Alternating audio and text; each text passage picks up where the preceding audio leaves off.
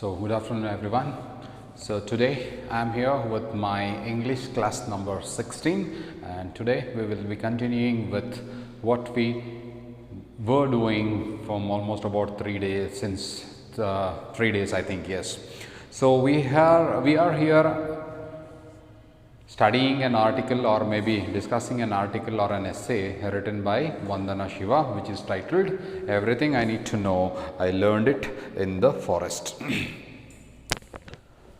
From the day one, beginning from this article, we have learned about who Vandanashiva is, and we also have known about her different works, what exactly does she do, and then we have started reading her article or an essay that she wrote for AS magazine, isn't it? So as I said, that you are just following here it up with the way how Vandanashiva looks at nature. From the beginning of the lesson, we have been seeing here about what are the things that motivated Vandanashiva to take up this particular job as an environmentalist.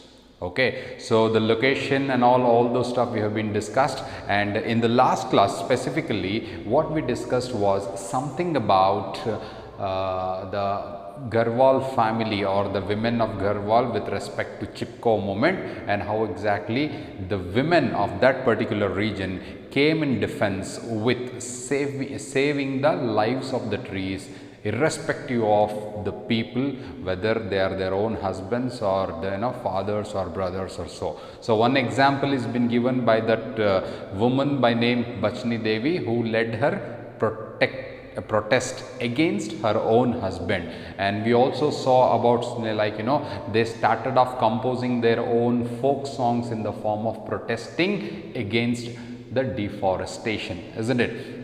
Later on, the essay runs into a very small subheading by name Beyond Monocultures. So under this subheading, what we have seen so far is that monoculture with respect to what do you mean by biodiversity, and here she gives her own example of starting a farm called Navadanya farm. So this was opened in the year 1994, and it was opened in Doon Valley, which is in Uttarakhand, same on the Himalayan region. And Vandanashiva told us about how she started off working on this farm with saving different varieties of the rice seeds, wheat seeds, and also the other species. So what she wants to tell us here is that how man can become, or how a farmer rather can become monoculture with respect to the biodiversity. So now let us discuss something more about what is this Navadanya farm is all about. Okay, now Navadanya, the movement for biodiversity conservation. The very title or the very main aim of Navadanya farm is to biodiversification of the conservation. That is, Navadanya farm meant biodiversity. This is what you need to understand. So biodiversity conservation and organic farming. So now this term organic farm is something which is very popular these days. Like you do get lot of vegetables in the market which are actually being grafted or seeded to something else in order to get more yields or something. But when it comes to the term like organic farming, it is something that is being produced from the earth in a natural way, is called as organic farming. So one of the main aims of Navadanya farm was to go away, or was to go with organic farming, which also meant that biodiversity, like thinking of many in one particular or a piece of land or something. Organic farming that started in the year 1987. So India, or maybe in when Vandanashiva started observing the people of the Himalayan region, she came to conclude, or she came to know, that in 1987 when this term organic farming was spreading, so far we have worked out with the farmers to set up more than 100 community seed banks across India. That is, once we started working since 1987, Vandanashiva and her group of people or her organization, that is Navadanya Farm, has worked with more than 100 community farmers in terms of explaining them, training them on the form of organic farming and biodiversity. Okay, then we have saved more than 3000 rice varieties. When she opened, it was just 630 varieties, and as she started growing more and more, we come to know here that now Navadanya Farm, at the present when she wrote this article, she is of the opinion that right now we are working across India with more than 100 community of farmers, okay, more than 100 community of farmers, where they were able to save more than 3000 rice varieties. And we also help farmers to make transition. What do you mean by transition? A change, a thorough, a full-fledged change, a transition from fossil fuel and chemical based monocultures to biodiverse ecological systems nourished by the sun and the soil. What did I tell you in the earlier beginning session? I mean, when I started off the class, like, you know, you go to a market and you buy the vegetables, and those vegetables either are produced by the chemicals used in order to get or in order to yield more crop. And this is what normally these days people are doing, or the farmers are doing. Why? Because they need more yield in less money or something, which is not also nutritious. Remember Vandanashiva telling us about that, like, you know, India is lacking with hygiene and nutrition, and also we are facing something that is called as food crisis. But through this farm, Navadanya Farm, she is trying to motivate all the farmers or the farmer community of India that they should not use any chemical based or fossil fuel monoculture, but she in a way she is motivating these farmers to use that biodiversified ecological systems nourished only by the sun and the soil. I hope you can understand when I say these two words, sun and soil, with respect to the farmers. But on the other hand, the scenario is very different, but she is just trying to teach us, or she is just trying to let us know through her organization or through her farm called Navadanya Farm. Alright, then biodiversity has been my teacher of abundance and freedom and cooperation and also mutual giving. So while concluding this subheading under Beyond Monoculture, she says to us that biodiversity.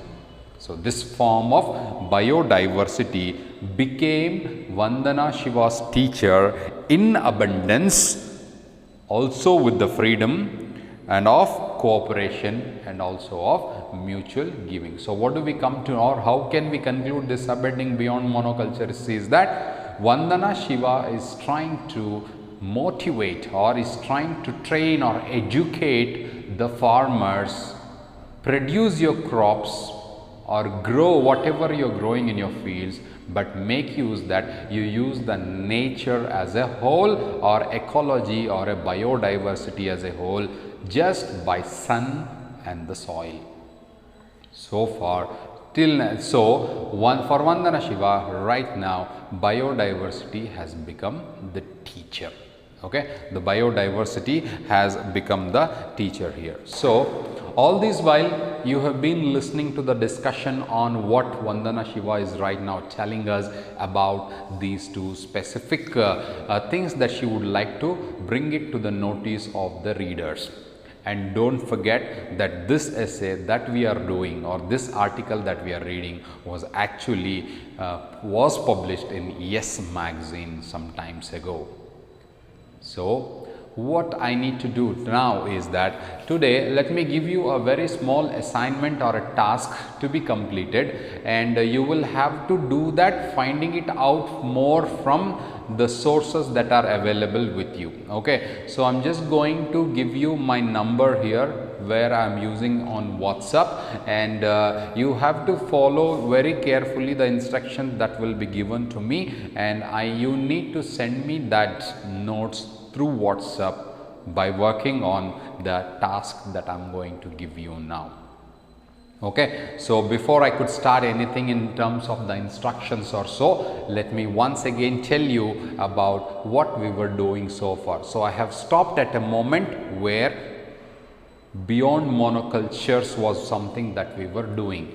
Beyond monoculture is nothing but how one can have diversity, how one can have the diversity in terms of growing crops, especially with reference to the farmers, especially with reference to the farmers. Okay, so what I'm going to do now is that I'm just going to give you some 3 keywords here, and you got to connect that and then write it with respect to the essay that is there by Vandanashiva. Okay, so the first person here is that, or the first word that I'm going to give you here is that a name of a person.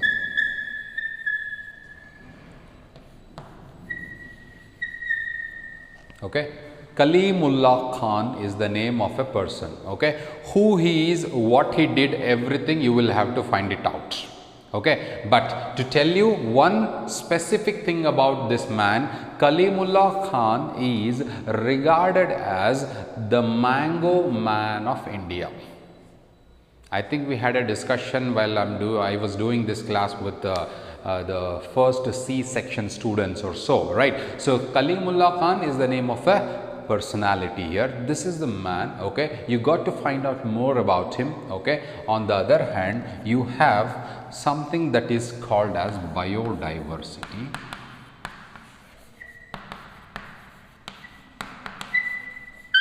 Okay, and the third term that I'm going to give you here is that Kalimullah Khan, name of the personality, biodiversity and monoculture.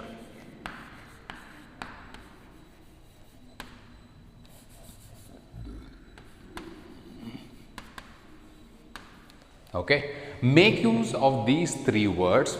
Name of a personality is the first one, and then biodiversity and monoculture. Okay, understand these terminologies or understand what these words mean first. Okay, and then with respect to the essay that we are doing, everything I need to know I learned in the forest by Vandanashiva. I want you people to write 1 page write up. Okay, by using these 3 words. Kalimullah Khan, who was he, what did he do, how is he connected to biodiversity, and in turn how biodiversity is connected to monoculture. Did you understand what I said? So you are going to write a page by using these 3 keywords that I have written on the board.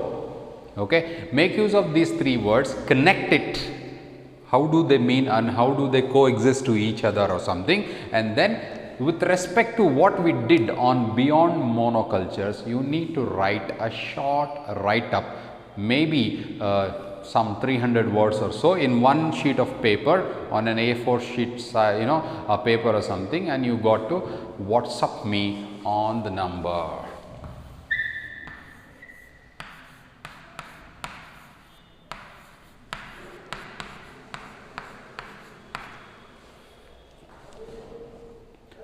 Am I clear with this explanation here? So you take time, I'll give you 2 days of time. By Thursday, today is Tuesday, by Thursday I need all of you who have watched or will be watching or whatsoever, I just want a small write up to be written making use of these 3 words with respect to the title that we are doing, that is the essay or an article that we are doing. How is it connected with these 3 words? Write, find out, write, analyze, and then write. Complete this task. Okay, take a photo of it or something, or send it to me on WhatsApp on this number. So this is your task for the day, because I want you people to understand more and more with relation to different types of the examples that will be there in your mind, so that you can understand what Vandanashiva is trying to tell us. Okay, so I'm sure this is not something that like story or how you have a plot or you have some theme to follow it up here or something. It is something which is more of a descriptive rather than narrative. So that is the reason that give some time, okay, find out about these 3 words, analyze, have a draft with you ready, and then after writing it down, how do you connect it to the essay that you are doing? This will be your first task, wherein I would be expecting the keynotes in the form of a assignment or whatsoever. You can just take a pic of it or something and then share it to me, and let me go through your work, how you have understood beyond monocultures. Okay, so she is talking to us in the form of a plural form here, beyond monocultures. So how beyond monoculture is in respect with this man Kalimullah Khan, how is it in turn it is related to biodiversity, and then how it can be regarded as one of the something that is called as a monoculture or something. I hope I am clear with what are you supposed to do. Right, so do this and submit it to me before Thursday. I am giving you 2 days of time, and you will have to submit it to me before that time or so, and let me see how best have you understood here about, or how can you connect it with this man to what Vandanashiva is telling us under a subheading beyond monocultures. Clear? Okay.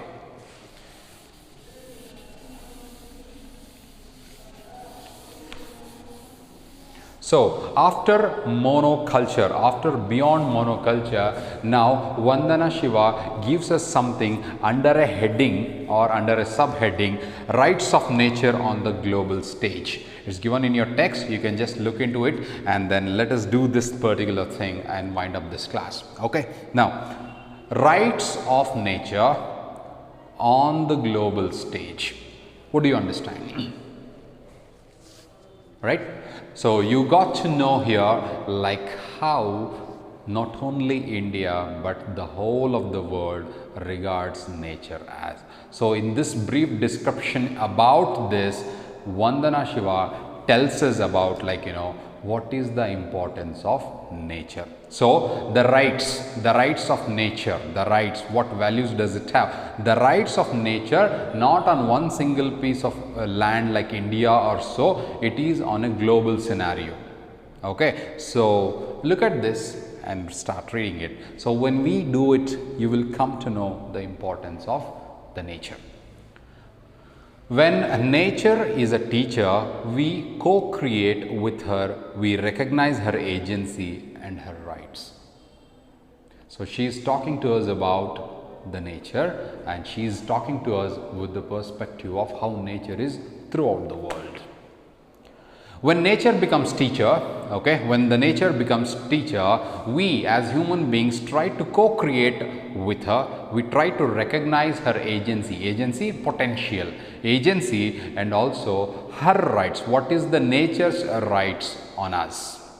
Okay, that is why it is significant that a country by name Ecuador has recognized the rights of nature in its constitution itself.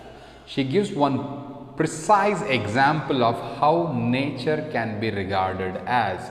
So she takes an example of a country by name Ecuador, and she tells us that this country has made the rights of nature in the constitution itself, unlike other countries.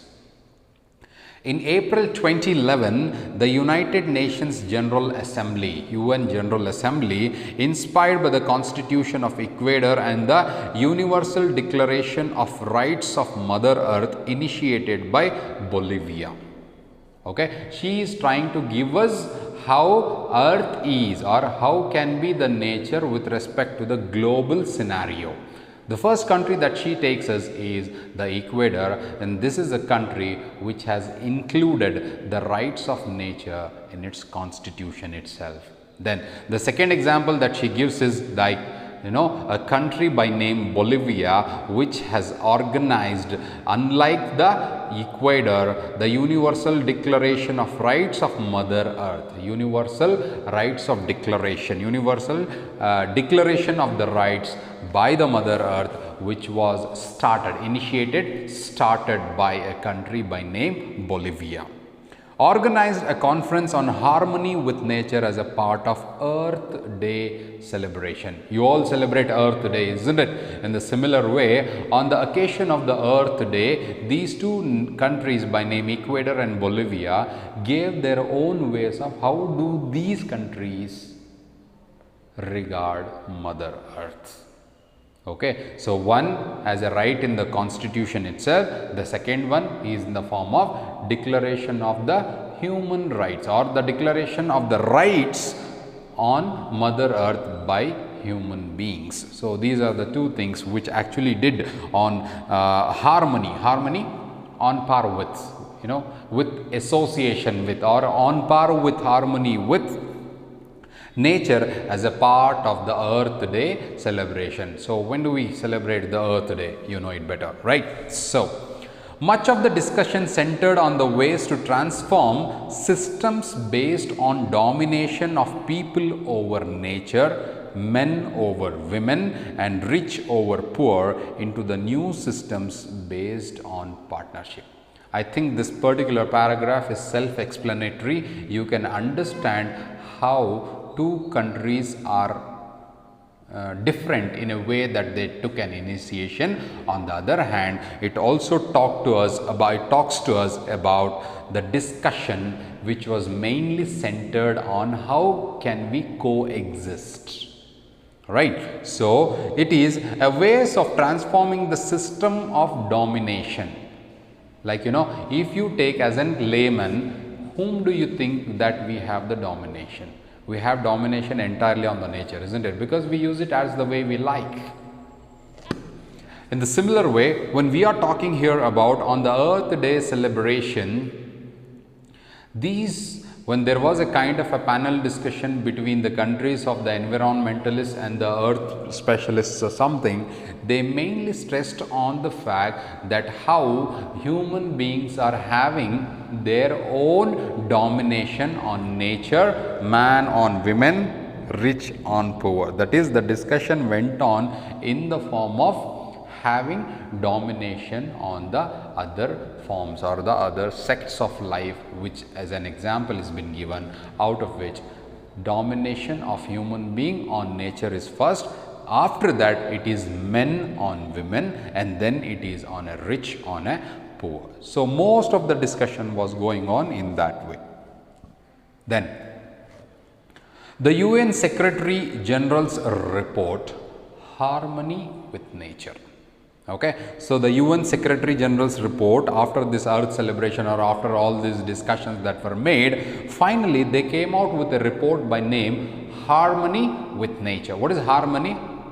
Harmony is something that is on par with, something that is equivalent to, right? So harmony with nature, issued in the conjunction with the conference, elaborates on the importance of reconnecting with nature. So it gave us a form in which we have to reconnect with the nature. Ultimately, environmentally destructive behavior is the result of a failure to recognize that human beings are an inseparable part of nature and that we cannot damage it without severely damaging ourselves. So this particular finding from the conference was very much clear with UN General States report by name Harmony with Nature, where man was regarded as a degradable person or a human being or a living thing on earth who is actually, what can I say, a man, one who's or a human being is having a superior or an ultimate power on nature because he is just taking the advantage of the nature however the way he likes. Whether it is respect to one particular country or a person or a state or so whatsoever, but the General Assembly was in clear-cut finding, and that report stated that ultimately environmentally destructive behavior, whose behavior do you think Vandanashiva is telling us about? The destructive behavior is obviously about man, isn't it? Behavior is a result of a failure to recognize that human beings are an inseparable part of nature and that we cannot damage it without severely damaging ourselves. What it means is nothing but that if man keeps on what can I say? If the man keeps on destructing the nature for his own purpose, there will be a day when the man is actually damaging himself. One example that I would like to quote here is like, we all are these days talk about the globalization, isn't it? We know what is globalization, we know what is this been, having the pros and cons of the globalization that's happening throughout the world, isn't it? In the similar way, if I had to give you an example of, a location called Antarctic.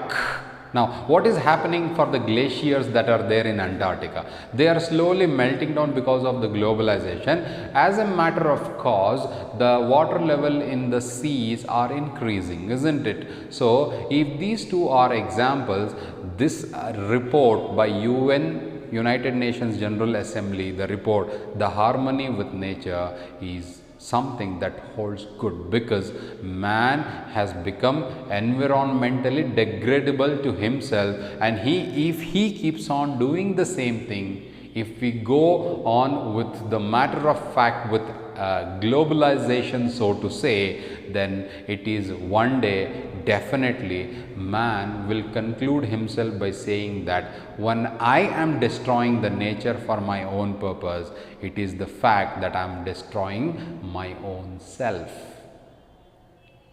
Of course, in nature, all living creatures should be equally balanced, isn't it? In the nature, all the living things equally should be balanced, but on the other hand, man is always having a upper hand, or man is always a person, one who has some kind of a superiority over the others. So how you can understand this fact with respect to the report is that harmony with nature is something that will save us for the generations to come, isn't it? So in the similar way, you have always heard a lot of word called extinct, isn't it? So if a man keeps on using nature for his own commercial aspects or for his own purposes or something, this word extinct, becoming extinct, will be there definitely, where we are just going to what can I say? We can just go keep on, nature. We are exploiting the nature in our own ways, where there will be a extinction, isn't it? Now we say that, like, there are certain animals who are on the verge of extinct, isn't it? So in the similar way, when man keeps on exploiting the nature for his own cause, he is not able to understand that he is also exploiting his own self as a person on the earth. This is what you need to understand. Clear? Okay. So this UN Secretary's General report, Harmony with Nature, becomes very, very clear, and it says us that man should be awakened, or man should be now very much aware of the fact that if being a superior living organism, or being a living person on the earth who has a superiority over nature, over animals, or over whatsoever that we are doing, but one day he will be destructing here his own self in the form of, if he keeps on separating the mother nature or the earth. I hope I am clear. Okay. Now, separatism. Separatism is indeed at the root of disharmony with nature and violence against nature and people. What do you mean by separatism? Separatism is nothing but it's a root of disharmony, not harmony. It's not. I'm not talking about the harmony with nature. Now we are talking something about the disharmony with nature and violence against nature and people. People have started, waging war against nature in the form of destruction. Don't you think so? So in the similar way, as the prominent South African environmentalist by name Cormac Cullinan points out apartheid going away. Apartheid means separateness. So, one of the environmentalists from South Africa by name Cormac Cullinan has given us the theory of separatism. Separatism, man how himself he is getting separated with nature in the form of exploiting or destructing the nature. The world joined the anti-apartheid movement to end the violent separation of people on the basis of color. So, the moment I take an example of Africa, what does it come to your mind? So, it definitely comes to you about the racism, isn't it? So, man not only destroying the nature for his own gain, but also there are internal violences that are going within us in the form of destroying your own self. And one example is that the world joined the anti-apartheid movement to end the violent separation of people on the basis of color. If you take an example of the history of United States of America, or if you take an example of the unification of the continent called Africa, you come to know what is the importance of racial discrimination there.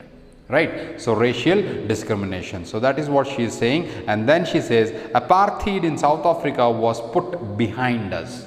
Okay, and today we need to overcome the wider and the deeper apartheid and eco-apartheid based on the illusion of separateness of humans from nature in our minds and in our lives. So, finally, what Vandanashiva tries to tell us is that being a superior living thing on earth, man should definitely come out of, or there should be a kind of a balance between the nature and the humanity. Man cannot just go on destructing or exploiting the nature for his own purpose. On the other hand, there is something that is called as separatism. Separatism is not only just between the man and the nature, it is there within us. It is there within us. That's why Vandanashiva gives an example of one of the environmentalists from South Africa, where he was talking to us something about the apartheid and non-apartheid moment. The meaning of the word apartheid is nothing but something that you actually look for, a kind of a separateness within us. Separateness, it could be like, I was just telling you something in the previous, in the earlier discussion of mine, like, when man was having his domination on nature, remember, man is having a domination on nature. After nature, it is men on women, right, in the form of rich on poor. In the similar way, this apartheid separatism is something that is making the people to a lot more destruction to the nature as well as to their self-esteem or to their own selves. So, what you need to understand here is that separatism is something that shouldn't be there neither with nature nor with the human beings within us, or nor with the living creatures on earth. Everything should be regarded as equal. That is what she tries to say under this heading, rights of nature on the global stage. So, this is what we all have today. Okay. So, I will just wind up this session here under the heading, rights of nature on the global stage. So, what do you need to understand here is that how nature is standing as something which is called as infinite, right? How nature is becoming infinite with respect to the global scenario, with respect to the global scenarios. There are certain things that we have discussed which you need to underline or which you need to keep in your mind and then understand the essay. Okay. So, I just wind up my session here. Thank you very much for watching this video, and please don't forget the task that I have given it to you today, on that which you will be starting to work from today. I have given you 2 days of time, and work on it, write it and send it to me on WhatsApp. All right. Thank you, and I shall meet you in the next class with the continuation of her essay, Everything That I Need to Learn. No, I learned it in the forest. Thank you very much.